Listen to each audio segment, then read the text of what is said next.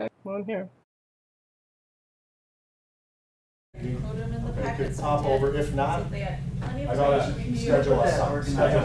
I know. In my office. Oh, okay. If this is done before then, I will do that. Okay, Otherwise, I'll come down afterwards. if not, we can get a hold of you later. Yeah, I'm glad to do it. Okay, thank you. I want to get it done today sometime. Yeah, okay.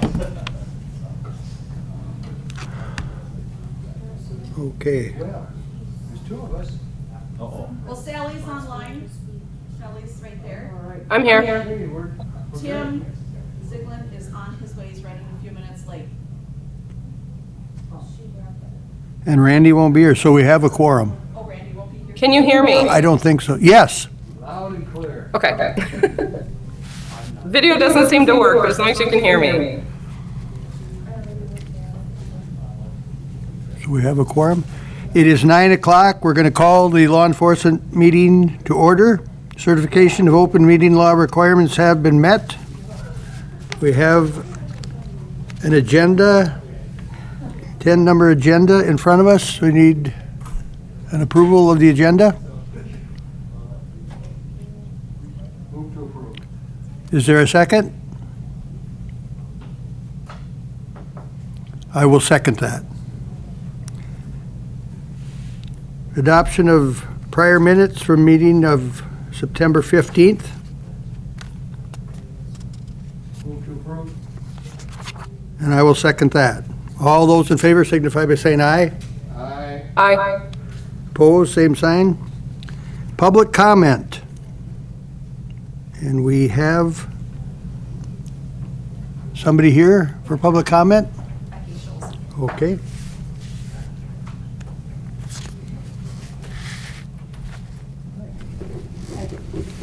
Good morning, everyone, and thank you for having us today. My name is Becky Schulze. I'm from Humbird, which is in Jackson County, and I'm the founder of Unchained Wisconsin. I've been an advocate for chained dogs for the past 15 years, and I've been a witness to their suffering and to the sheer neglect. I'm here today with Ann Torgeson, and we are asking for better shelter laws for outdoor dogs and a ban on permanent tethering. If you look at the pictures of the permanently chained dogs in the packet, there are at least 12 chained dogs on this one property in Trempealeau County. And we'll talk about these dogs and their situation in a minute. We are asking for shelter to be windproof and waterproof. Natural or artificial shade will be provided. The doghouse as shade itself is not acceptable. Single-coated dogs cannot be left outside for longer than 30 minutes in temperatures below 32 degrees. We know that there are dogs out there that absolutely love the cold weather. There are single-coated dogs out there that can't handle it and that are forced to take the extreme temperatures every winter. And an animal cannot be tethered as a means of permanent confinement. An alternative would be a large enclosure or fenced area. All right. Thank you. Thank you.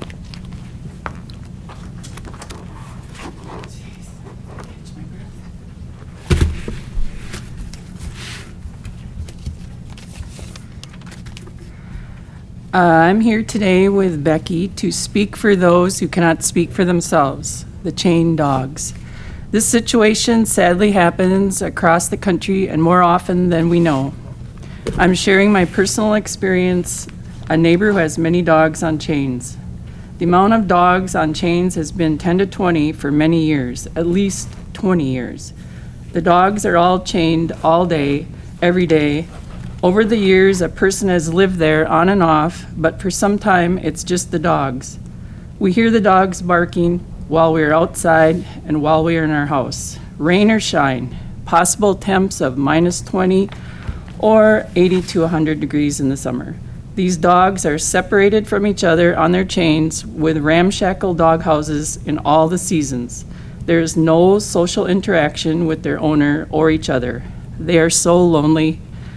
It's so sad. Someone shows up for minutes to feed the dogs. Their water could freeze in the winter in sub-zero temps. In the summer, they could become dehydrated if their water bowl tips over. And the dogs sit there for 8 to 10 hours with no water. These animals could suffer a medical emergency, could strangle from the chain, or be attacked by an animal, and no one is there to help them. We have a 9-year-old neutered and vaccinated dog, and because sometimes the neighbor dogs break free, escape their chains of life, they show up at our home. We do not leave our dog outside alone if this should happen, fearing fights or whatever. The chained dogs are lonely, scared, and maybe hungry. They have showed up at another neighbors who are 86 to 93 years old, and they are afraid to be outside. I have contacted the Trempealeau County Sheriff's Department. When they showed up, the officers stated as long as owner has vaccinations, up-to-date license, shelter, food, and water, even if the situation is disgusting, there's nothing they can do. I have called, written letters, shared photos to several county board members, the Humane Society, and Town of Ettrick board members, and to Becky of Unchained Wisconsin. If dog owners have their vaccinations up to date and have a kennel license, shouldn't there be some checklist or rules or guidelines to follow and be checked in on? I know these chained dogs, puppy mills, and mistreatment of animals happens everywhere, sadly. We are here today to ask you for your help to do something for these dogs in our county, and perhaps to get other counties to open their eyes and hearts and pass laws and regulations in this matter to unchain these animals. That's it. Thank you.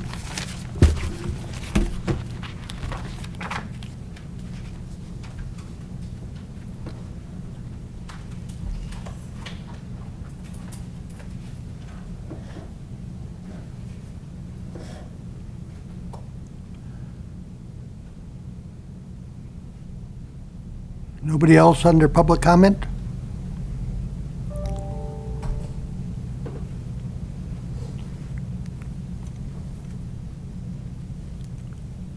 Bonnie Kinchy. Turn one of these on. Yes. If it's red, is it on? Yep. Okay. All right, I was here at your last meeting and I discussed upping the fee that we pay, if you remember that. I actually had another volunteer to transport. Thank you very much, Dan. But I was really hoping that it could start like right away because, you know, we never know when we're going to need something. It's been very peaceful in Trempealeau County, but all our autopsies are done in Anoka County now, and I really think that they deserve to get that extra pay now instead of waiting until next year. And there's a line item number and money already in there for it, so it's just to get your okay and have Carol put it in the minutes okay and get it to Stacy. Okay, because right now it was set for 2022. Yeah, and I didn't realize it was. I'm Okay. sorry. But like I said, it's not going to change the budget. It's already in there. And it's the line item number that's already in there. Can you refresh my memory as to what somebody doing a transport is getting paid now and what you're proposing? $375, and it's been that way for 25 years at least. When the funeral directors started refusing to do it for me because a lot of the funeral directors are one-person owners and they didn't want to have to leave. They'd go as far as Eau Claire. Eau Claire doesn't do autopsies anymore. La Crosse, Eau Claire, nobody does autopsies. La Crosse actually sends all those over to Madison. Right, and it will change to 425. And it was changed to $425, which is the first change ever. Pardon? Bonnie, are you speaking during public comment? No, I'm on the agenda. Okay, that's why I was asking if we had moved to the agenda item. Yes. He said yes. Okay, thanks.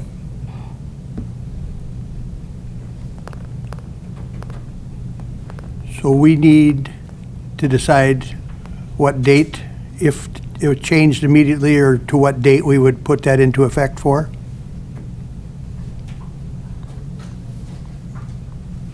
And I guess the point is, it may not cost the county any additional money because you might not have any autopsies yet this year. Yes, very much, knock on wood. You never know.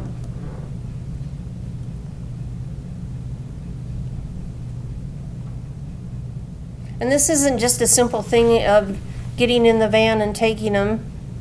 You know, a lot of times they have to load the person up, seal the body bag, get everything in, all the paperwork done before they can even leave. So it's a lot more involved than just transporting the bodies. What's your pleasure? Mr. Chair? Yes. It's already a line item, she already has money in the budget, we're not creating in any new expenditure, correct? Correct. And I make a motion to make it effective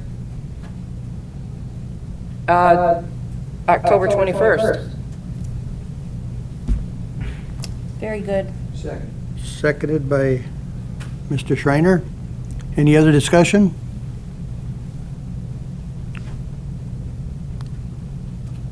All those in favor signify by saying aye. Aye. Aye. Opposed? Motion carried. It will Thank go you into very effect much. the 21st. Can I say one other thing real quick? Yes. Brett needs to have a pat on the back because his officers are awesome since I totaled my car, and they couldn't have been any nicer.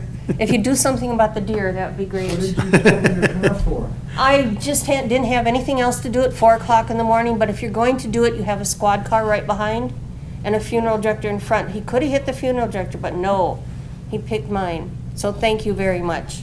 Well, if you stick around for the meeting, you're gonna hear me talk about car deer accidents too. Oh, no. I don't Yes, know why I Bonnie, thank did you. the I'll word pass the here. message on. Thank you. See you, Bonnie. Okay. Number 7, NG 911 Recording Solution Project Initiation Form. So Tim is gonna do most of the talking on this. This is in regards to the data logger and dispatch, and the data logger is what records all of our phone calls. Tim, am I correct? The phone calls and radio traffic, is that the data logger, or is? Yes. So, and it also interacts with our dispatching software. And it is an antiquated, out-of-maintenance system. And we recently, as you heard Monday night, we recently went live with our Pro QA medical dispatch software, and it does not interact with that. So this is something we had intended on putting into our budget request for 2022, and it slipped our minds. And Tim reminded us of that, and he's got a project initiation form prepared, and he will go through that with you. Okay. All right, well, there's not much more to explain. Brett nailed it. It's a call logging solution. Mr. Schreiner's probably familiar with it. It is end of life, and the new Pro QA medical card system, in order for it to be effective, has to be auditable. The medical director has to be able to listen to the calls and match them up with what the content is in our CAD system and what's in Pro QA, and then they use that to verify that it's being used correctly. Because if your medical card system isn't being audited, you make mistakes, and then you're putting yourself at risk. So it's an integral part to the new system we have for making sure that our dispatchers are providing the appropriate medical information over the phone, which is a big part of what they do as a service to the community. And as he mentioned, we attempted to get grant funding for this last year and again this year, and so far the Next Gen 911 grants seem to be an illusion. We get all kinds of paperwork on them, but never seems like we can put in for it. We've attempted through Integrity to get them to submit, and we've basically been told no, it's just not happening yet. So Next Gen 911 is how the dispatch equipment has to be compliant with moving forward, because there's going to be ways for people to submit queries to dispatch other than just phones in the future. So this is a system that's supposed to fix all those things that you've heard about. You know, the fact that the pizza man knows where you are when you call, but dispatch doesn't, seems to irritate a lot of dispatchers. So this is part of the solution in the long run that's going to fix a lot of those inadequacies inside our dispatch center. And the miscommunication, because of the grant process, I think everybody just forgot that this has to go in on our budget in 2022. So I have discussed this with the county clerk, And he felt like we could introduce this to law enforcement, and if you would recommend its approval, because it is a CIP item, they would consider it in front of exec finance to be added after the fact, even though the budget process is done. One question is would this move into the new facility? I suspect it would, but I would imagine there'd be some logistics we would have to get past, because it would have to be taken offline for a period of time to be moved and brought back online again, but I... As with all things in dispatch, Yeah, it will. so I suspect that it'll be a piece of equipment that does move into the new facility. Correct. Any other questions? Yeah, I have a question. Yep. Tim, what was it going to cost?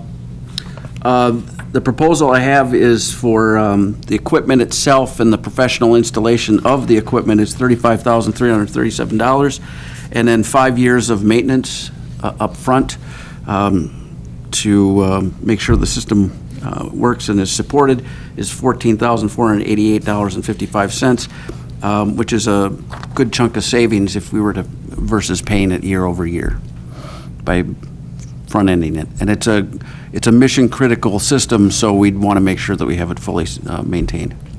So with the maintenance, roughly 50,000 up front. Yep. I think the total, never really asked for the total, you got to add them up yourself. So it's darn near 50,000. Right. Mr. Chair? Yes. Will this allow for people to text 911? Not this particular component, no. But Next-Gen 911 compliance requires that all the equipment can integrate in a way with the new solutions that are coming without having to be replaced, the hardware. It might require some firmware updates to make it compliant with those texts into dispatch, but it is required to meet all future 911 requirements. And when Next-Gen 911, for those of you who might have a question of what it all entails, I think we have mentioned it in the past, but it's not just calling 911 from a cell phone. It is the ability to text and send video to dispatch as well of a current incident. So it is a technology that is going to be here before we know it, and it's critical that we prepare for that too. So. Right. So this will allow for that plug-in, for lack of a better word. Is that Nope. what I'm hearing? No, it does not. What it does is, you have to say Next-Gen 911 compatible, because that's what's coming, and this system has to be able to function within that solution once the solution is here. Right. The Vesta system that is the calling control system here at the county. That is the key Next-Gen 911 component. This just has to function within that entire framework. Okay, so I guess what I'm asking is, will we be able to have the capability to have people text and send the videos by bringing this in? No. This just makes us able to store that data that comes in. This is a call logger, and it call logs in a way that is accessible, so that when we're trying to match a phone call up with a CAD record and a medical ProQA procedure, they can actually locate the material. Right now, they would have to go file by file and dig around until they found the call and try and match it up with the record manually, and it's a time-consuming process that medical personnel that are assisting the agency are not going to have time to do. Okay, yeah, when you guys had mentioned those other things, I wasn't sure if that was all part of it. Okay, I get it, thank you. You bet.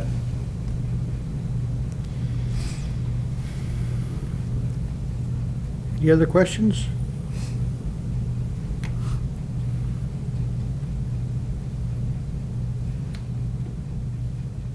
I suppose you need a motion to move forward with this. I Also move. Motion by Mr. Schreiner to move forward this. Is there a second? I'll second that. Seconded by Mr. Zeglin. All those in favor signify by saying aye. Aye. Aye. Opposed? Carried. question as to order. Now, executive finance would be the next destination for this, and they meet when? November 1st, the budget really isn't finalized. So you will probably have to, that's another $50,000 you're talking about. Right. You should probably be there at the meeting. Yep, I plan to be Yeah. there. Thank you. Okay. Thank you, Tim. Thanks, Tim.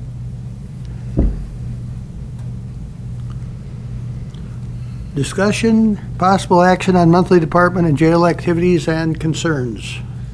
So the first on the agenda is the carryover of vacation hours due to COVID and FMLA. This is, I know this is a personal bargaining committee type of issue, but I think it needs to come to this committee first. This is primarily for the jail. We have at least 4 of our staff that in recent weeks have let us know of FMLA requests that will be coming up in November and December. Okay. And one actually started earlier than requested due to issues beyond their control. And that is, that alone is going to create issues for us to fill vacation and holiday requests in the jail. And we're getting to the time of year when a number of them start using their vacation and holiday, and there are some that are over the limit, the carryover limit, and they're not going to be able to get it under the carryover limit. They're likely not going to be able to get it under the carryover limit because of these FMLA requests that we have to grant. So those employees are going to have a dilemma of use it or lose it, and they're not going to be able to use it. So we're going to likely go to personnel bargaining with some firm numbers on getting some carryover allowance for employees that are directly affected by that. And again, this is just the jail, to my understanding. It's not department-wide. So. Okay.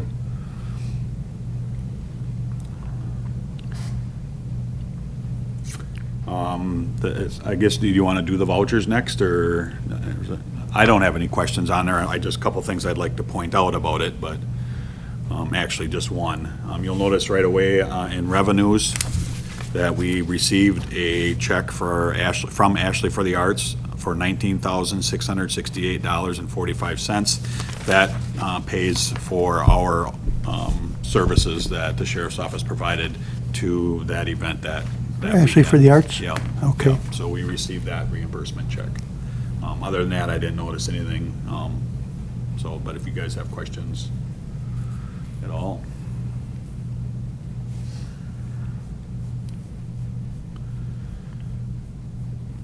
And if not, I'll move on at your direction.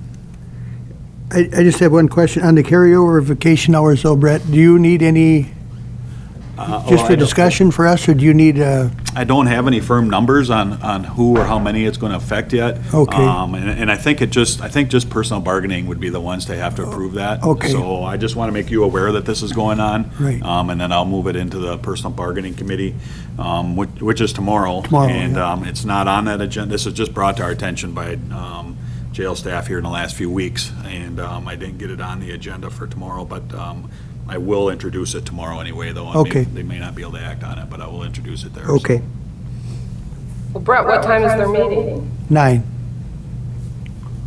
9 Well, if a.m.? you ask them to add it now to the end of their agenda, it would be within 24 hours. Not really. Not really. Yeah, it'd be, Trust me, not really. I think does it have to be, it has to be 24 hours before the start of the meeting? So, Yeah. Been there, done I suspect. So, and I, Tanya, I'll have Tanya work on getting the employees that are affected and the hours Right. that are gonna be lost if they can't carry them over. So we have firm numbers.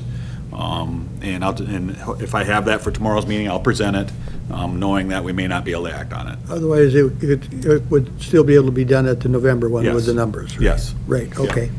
Yep. And we still encourage them to take as Right. much off as they can. Yeah. They're just gonna run into issues where they might not be able to. Right. So. Okay. Anything under the general operations? So I just got a few things I'll mention here, just to give you an update of where we're at in our budget currently. Okay. The target number for this time of year is 81.97%. Overall, we are sitting pretty well. I think the sheriff's administration budget is at 75.58%, dispatch 76.77%, and the jail's at 73.48%, with courthouse security coming in 38.44%. The reason for that is that, the first part of the year, a good share of months there, we didn't have that need for bailiff and because of COVID. So that is well under budget. The other items are 5-6% under budget. So we're sitting pretty well right now. The only real issue I see is squad car expenses. We are going to be over on squad car repairs this year by as much as a couple $1,000s probably.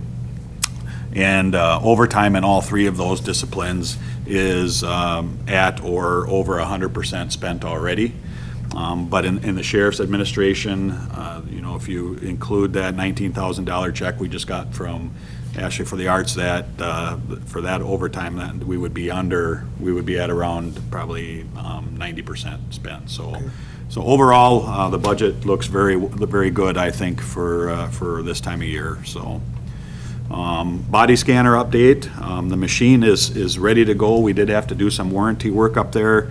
This has been a very slow process, and it's been time consuming for our jail staff to get this going, mainly because of issues of getting approval from the Department of Human Services out of Madison for this. This must be something pretty new in the state, because there weren't many body scanners in the state, and they sold a lot of them after COVID. So those issues have all been resolved. We are now working with the hospital just to develop a policy, and we're very close. When I say close, I think we're within weeks of having the body scanner up and running. I mentioned squad car issues earlier, car deer crashes. This is, I guess, this is a line item where we're going to be over a little bit as well. We've had a rash of squad car versus deer crashes lately. Most notably, our pickup truck was involved in one a couple nights ago, and the damage was nearly $9,000. With the county's deductible on that policy, we have about $11,000 left for the remainder of the year, so that's going to take a good chunk of that. Plus, we have another squad car that's in the body shop now that has hit a deer.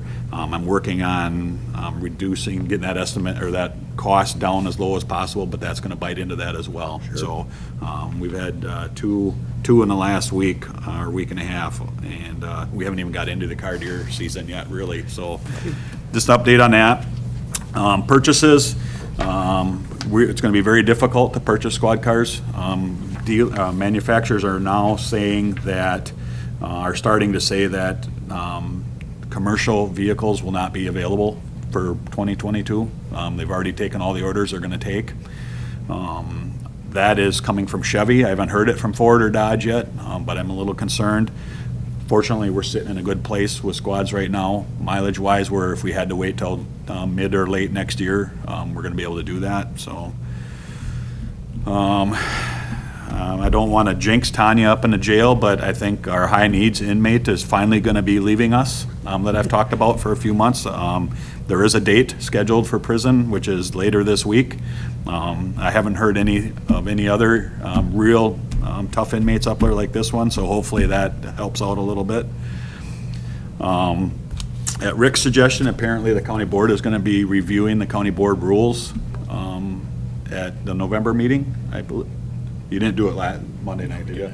And he just suggested that I take a look at the law enforcement committee rules, and I did, and I don't have any suggestions or anything there. I just want to point that out to you. And also going to personal bargaining tomorrow is an issue that the recent contract settlement with our union has created, and that is it allows for if an employee is scheduled to work a holiday and actually works the holiday, they will be paid time and a half to do that. A sergeant who is working that same day is not represented by the union and is not entitled to overtime and will be making substantially less than the person they are supervising on that particular day.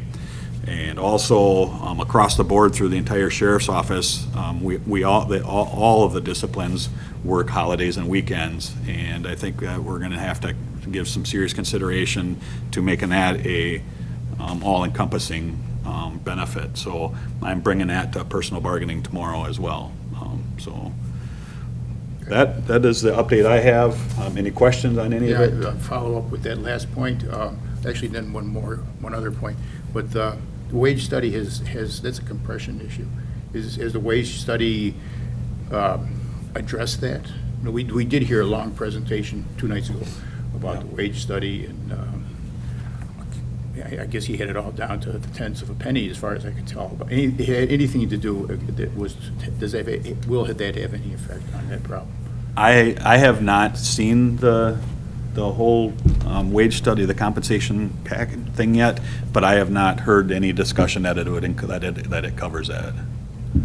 I would go out on a limb and say that they probably have not considered that, because I don't know if they address the issues between represented and non-represented employees. They should.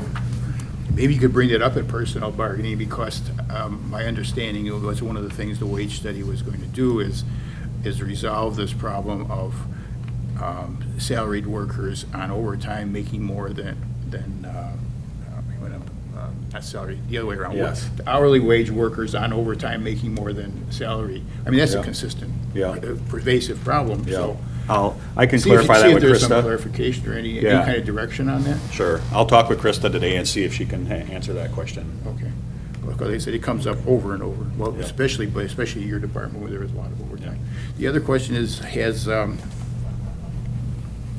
Bonnie, I didn't think of it when I came in, but has Bonnie talked to you about a transport van, about a project initiation form for a transport van? She put in it went through this committee twice. She wanted the county to buy the car that she wanted. Yeah. And the Executive Finance Committee turned it down.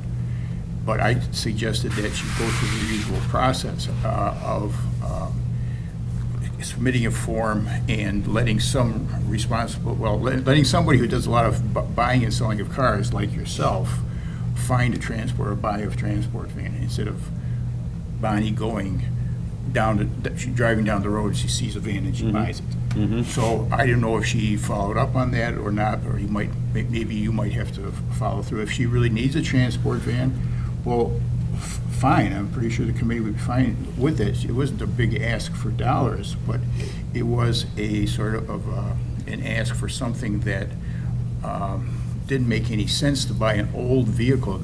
She had to put tires on it, she put brakes on it, and so why should, there's no reason why the county should pay for that vehicle. It'd be better to just buy another vehicle. So that might come back to you if she brings it to you. If not, that's a heads up that if she needs a van, do it the right way. Yeah.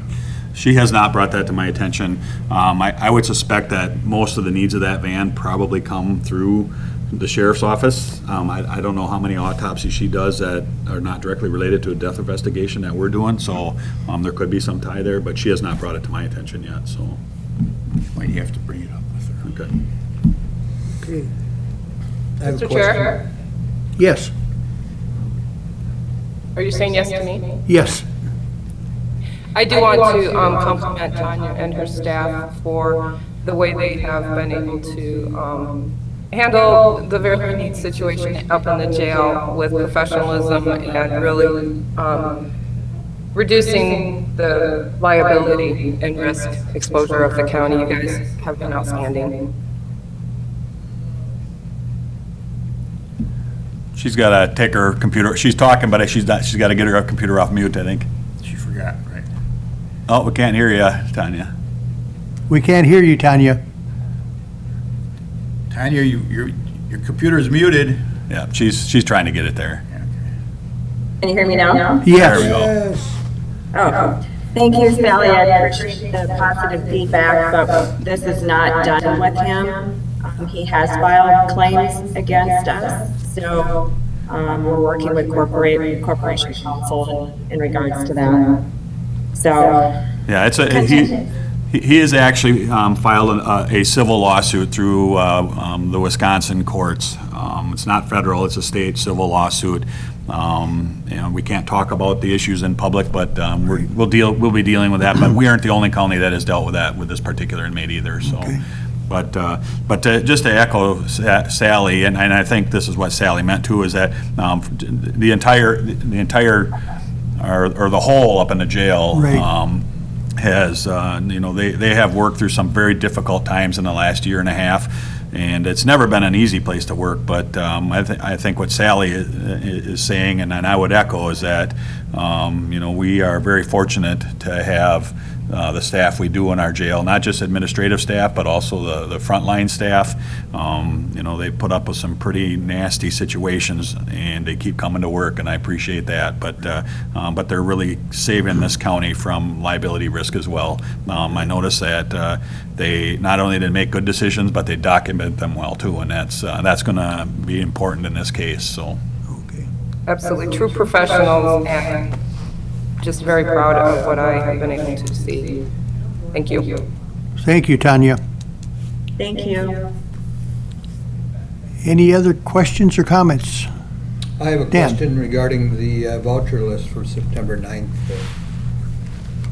RCU multiple expenses, $2,001.84. Do we have any idea what multiple expenses I are? do. If you take a look through your packet, there should be a Visa bill attached or a spreadsheet. Mm-hmm. Then it should show all the expenses. And it's lunches that deputies, It's while on training or it should be- transporting. Does it- Oh, that's personnel using The company credit card. Visa card. Yeah. I Okay. don't list them entirely separate on the face sheet cover for the county clerk.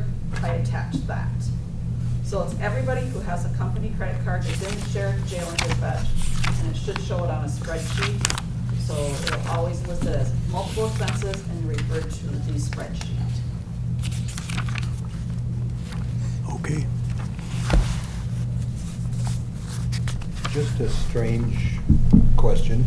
No, It's a good question. Should the Visa printout total does be it the not? same as the one here?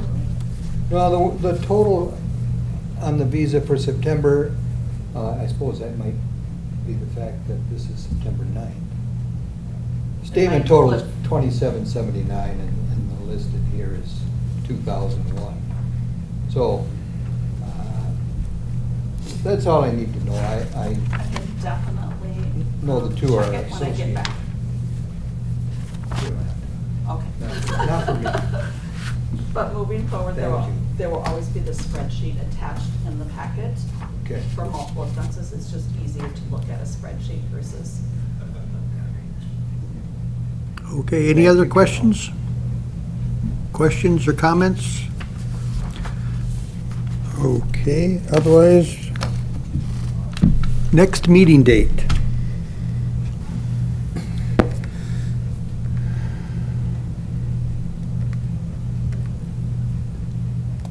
Third Wednesday, right?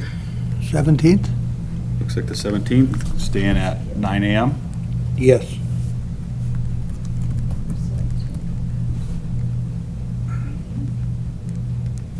November 17th at 9 a.m.? 9 a.m. Okay. Anything else anybody has? Otherwise, meeting adjourned at 9:38.